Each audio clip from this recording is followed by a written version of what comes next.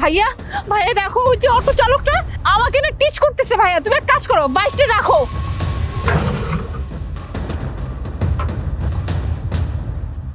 এই তোর এত বড় সাহস, তুই আমাকে টিচ করিস, তাও আবার হর্ন বাজিয়ে বাজিয়ে বাজাবাজি ইশারা করিস। তোর এত বড় সাহস কোথা থেকে আসলো?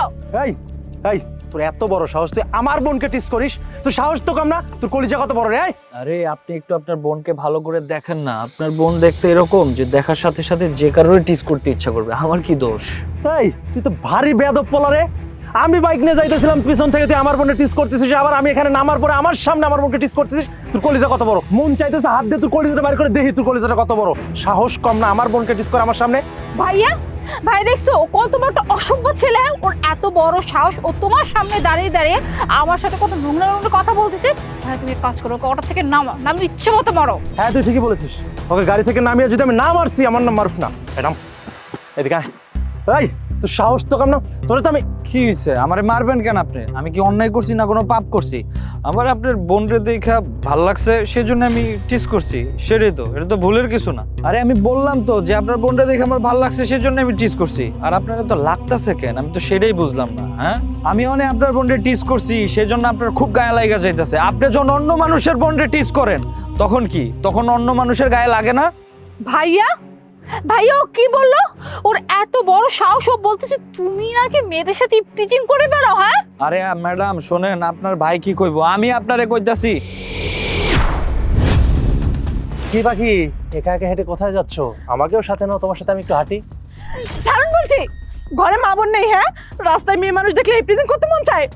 আরে পাখি, ঘরে মা বোন ঠিকই আছে কিন্তু বউ নাই। আজকে যাবে, কালকে যাবে, পরশু যাবে, তরশুদিন তোমার কিন্তু ধরা দেওয়াই লাগবে।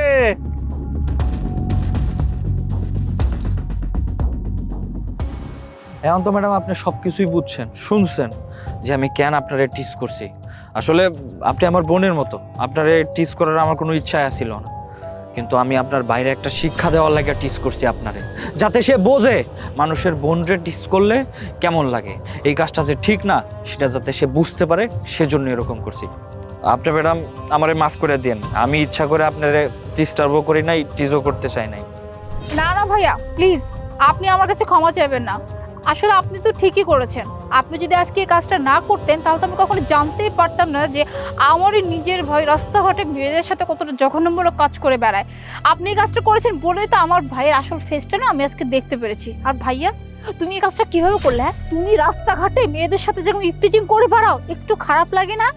আজকে যে নিজের বোনের বেলায় আসলো অমনি ওকে গায়ে লেগে পড়েছে। হ্যাঁ একেবারে মারতে পর্যন্ত চলে আসছো কেন? নিজের বোন বলে তাই না?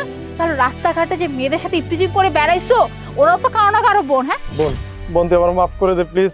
আমি না ভুলে গিয়েছিলাম যে বাসায় আমার একটা নিজের বোন আছে। আমি যে মানুষের বোনকে টিস করতেছি, অপমান করতেছি, মানুষের বোনের সাথে খারাপ ব্যবহার করতেছি, এটা আমার করা উচিত হয়নি। প্লিজ প্লিজ তোমার মাফ করে দে, আমি আর কখনো এমন কিছু করবো না।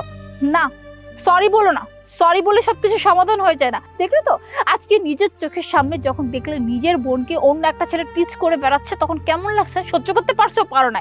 তাই আজকের পর থেকে এমন কোনো কাজ করো না যে কাজের খেসারত নিজেরটা নিজেরই দিতে হয়। আর ভাইয়া আমি আমার ভাইয়ের তরফ থেকে আপনার কাছে ক্ষমা চাচ্ছি।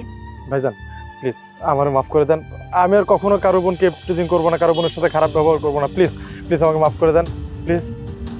ঠিক আছে, আসি।